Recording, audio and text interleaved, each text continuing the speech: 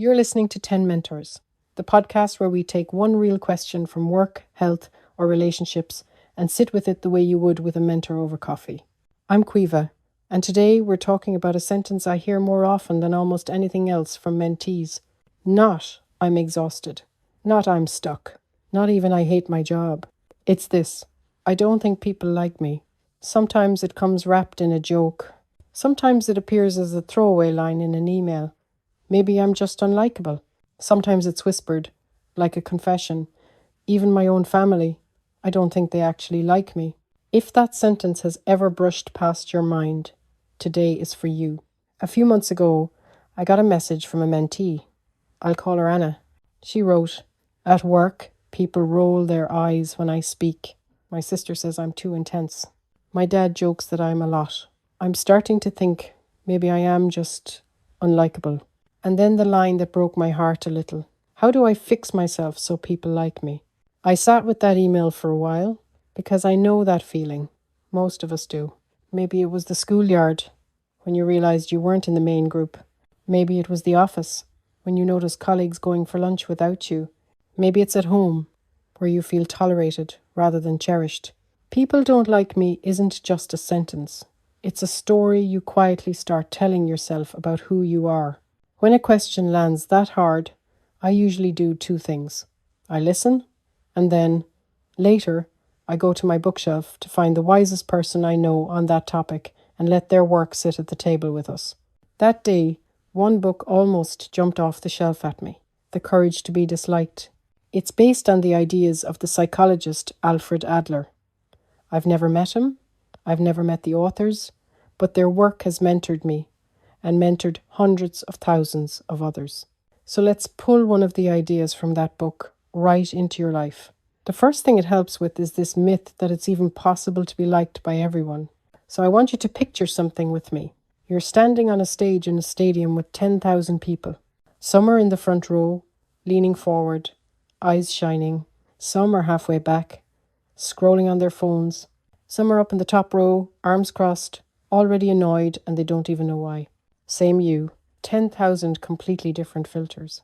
Some of them grew up in families where speaking up was rude.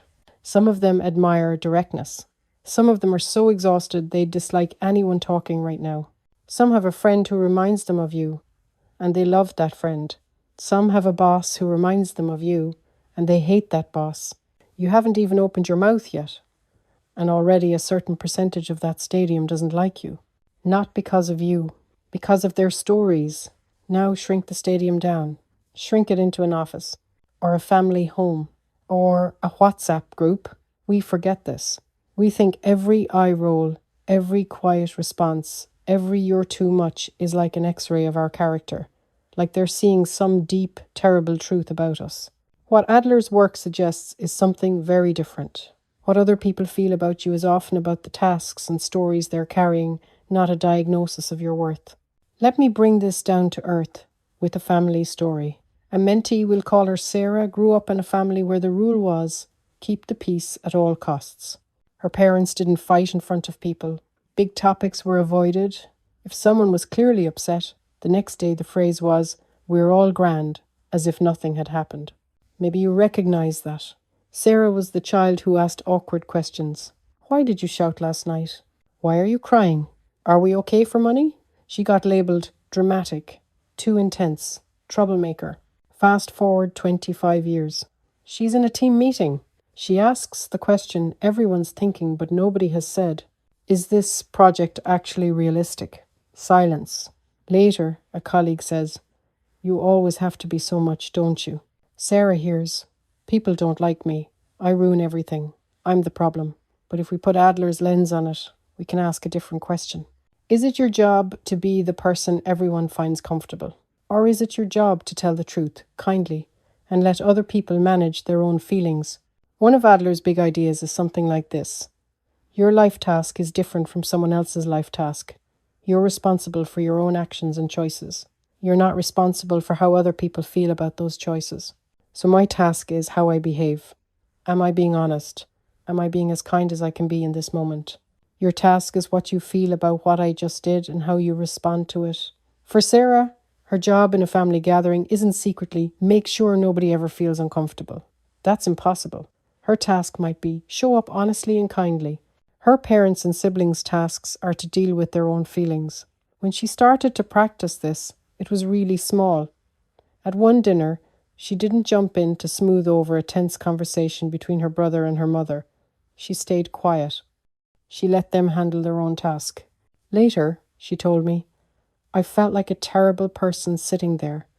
Every cell in my body wanted to jump in, but I also realized I didn't die, and they figured it out without me. That's the courage to be disliked in miniature. It's not dramatic. It's not shouting. It's the moment you resist the urge to manage everyone's emotions for them, even when that's been your role for years. The book also challenges another deep story many of us carry, that life is a competition.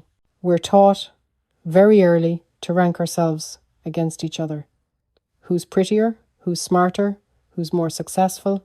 Who has more followers, more money, more whatever? If you see life as one big race, then of course you'll constantly feel like you're behind. Of course it's going to matter desperately what everyone thinks of you, because in a race the people watching you are the judges.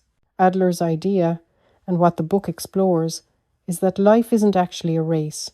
It's more like a series of tasks and relationships where you're invited to contribute. You don't need to outshine everyone. You need to decide, what kind of person do I want to be in this situation, and then act from that place, even if it doesn't win applause. Let me give you a work example. I once worked with someone I'll call Mark. Mark was the yes person in his team. Yes, I can stay late. Yes, I can take that on. Yes, I'll fix it. Everyone liked Mark. They trusted him, they relied on him, and they gave him everything. By the time he came to me, he was burnt out, resentful, and quietly furious with his colleagues. He said, if I ever say no, they act like I've changed into a different person. I feel like I'm only lovable if I'm useful. When we talked about the courage to be disliked, one line from the book became almost like a little mantra for him. You can't live your whole life for other people's approval. His task was to decide where his work ended and someone else's began. Their task was to decide how they felt about his boundaries. So he did something tiny and terrifying. He said no to one request. A colleague said, can you just help me with this quickly? And he replied, I actually can't take that on right now. I'm at capacity. He told me afterwards, I felt like my heart was going to jump out of my chest. And yes, she looked annoyed, but then something interesting happened. She took it on herself, and the world didn't end. That's not a Hollywood moment, but that's very often what courage looks like. It's quiet, shaky, small, and it changes the trajectory of your life by 1 degree. It's the courage to be momentarily disliked, or at least not adored, in order to stop permanently betraying yourself. Another image from the book that I really like is about how much of our suffering comes from constantly wondering what others think of us. Imagine walking down a street carrying a big mirror turned outward. Every time you pass someone, you tilt the mirror to see their reaction. Are they frowning? Are they impressed? Do they think you look good? Do they think you're ridiculous? That's how a lot of us live. We go into a meeting and instead of focusing on the work, we're scanning faces like mirrors. We leave the room and replay all those expressions. We post something online, and instead of asking, did this feel true? We ask, did this get enough hearts? The courage to be disliked is the decision to put the mirror down, even for a little while. To say, in this one conversation, in this one decision, I'm going to act from my own values, not from the imaginary audience in my head. And yeah, social media makes this 10 times harder. Those platforms basically run on approval. They're built to reward us with little hits of validation, likes, views, hearts, shares. So we learn, without even noticing, to write our lives for an audience. We soften our opinions, we turn ourselves into a brand. We hesitate before sharing something honest because it might not land well. I know a teenager who posted a video she'd worked hard on. It got hundreds of likes, kind comments, little heart emojis, and then one comment, you're cringe. Guess what her brain played on repeat for 2 days? Not you're brave, not you're creative, not you're funny, just you're cringe. One stranger. 3 words. Suddenly her story was, "People don't like me. I'm embarrassing." But we know nothing about that stranger. Maybe they were having a bad day. Maybe they hate their own videos. Maybe they live in a world where complimenting someone feels risky, but being cruel feels safe. Their comment is about their world, their stories, their pain, yet it hooks onto the thing in us that's already afraid. That's why this hurts so much. It attaches to old stories. So let me ask you something, gently. Do you remember where you first learned the idea that you're hard to like? Maybe it was a nickname. Maybe it was a moment at school. Maybe it was the way nobody ever said sorry when they hurt you. They only told you to lighten up. Our brains are very good at collecting evidence. If you believe you're unlikable, you'll find tiny pieces of proof everywhere. The colleague who doesn't smile as much today, the friend who forgot to text back, the family member who always makes that one joke about you. You quietly put all those pebbles in your pocket, and you ignore the other evidence. The people who do text, the colleague who always seeks your help, the friend who calls you when their life is falling apart because they trust you. Those don't fit the story, so your brain sets them aside.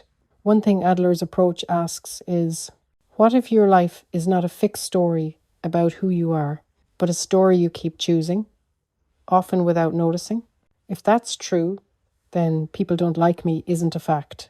It's a story that may have kept you safe once, but now keeps you small. There's a metaphor I use a lot. Imagine you've been wearing shoes that are half a size too small since you were a child. Everyone in your family wears them. Nobody complains. You learn to walk in a careful, polite way, so they hurt less. One day, you try on shoes that actually fit. They feel strange, almost wrong. You can walk more freely. You can even run. But when you go back home in those shoes, someone says, "Those look ridiculous." Who do you think you are? You have a choice. Squeeze back into the old ones so nobody comments, or walk away a little taller in shoes that actually fit. They may dislike your shoes. They may dislike that you're no longer hobbling. That doesn't mean you're fundamentally unlikable. It means you've switched from living in their comfort to living in your truth. The discomfort you feel isn't proof you're wrong. It's often the feeling of growth. So what can you actually do with all of this? The next time your brain whispers, "People don't like me," I want you to try 3 questions. The first question is, whose voice is this really? Is it the voice of your 8-year-old self on the playground? Your mother's critical tone? A specific ex-boss? A social media stranger? Name it. I'm hearing my old teacher's voice. I'm hearing my dad's voice. I'm hearing that one comment from 5 years ago. Once you name it, you can say, that voice is from my past. It doesn't own my future. The second question is, what am I making their reaction mean about me? Someone is quiet. You assume they're angry. They hate me. Could it also mean they're tired, they're shy, they're in their own head? You can't read minds. You're making a guess, usually the harshest possible one. Try another interpretation. And then the third question, what's my task here and what's theirs? Your task is to act in line with your values. To be honest, kind, clear, to apologize when you've hurt someone and make it right when you can. Their task is to decide how they feel about you, to do their own emotional work. You can influence. You can't control. When you stop trying to do their task, you'll notice a strange thing. The grip of "people don't like me" loosens.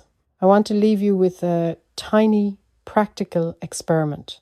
For the next week, pick one situation where you usually twist yourself into a knot trying to be liked.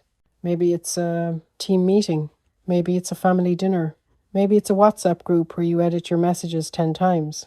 In that one situation, ask yourself before you go in, what would it look like to be useful and honest here, rather than perfectly liked? Maybe it means you say, "I actually disagree," once. Maybe it means you don't laugh at a joke that hurts someone. Maybe it means you share a small piece of what you really think.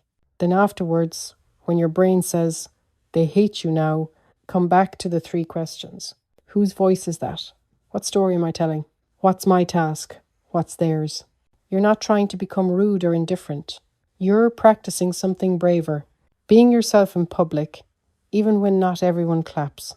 Sitting with the courage to be disliked open in front of me. I realize something, and I want to say it to you clearly. You will be disliked by somebody, no matter what you do. You can be disliked for being a blur, a people pleaser, a version of yourself you don't even recognize.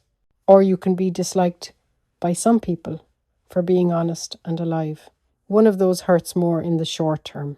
The other quietly destroys you over the long term. The book doesn't promise a life where everyone loves you. Nothing can promise that. What it offers is something more real, the possibility of feeling at home inside your own skin, even when there's disapproval outside it. And honestly, I totally recommend this book should be in your Storytel, your audio apps, or your actual bookshelf. It's definitely up there in my top 100 books of all time, and many of my mentees swear by it. This is 10 Mentors. I'm Caoimhe. If this episode helped you, or if it made you exhale a little and think, maybe I'm allowed to stop performing all the time, share it with one person who carries the same story. People don't like me. You might be surprised how many of us quietly do. Until next time, take care of yourself and give yourself a tiny bit of courage to be disliked so that you can finally be yourself.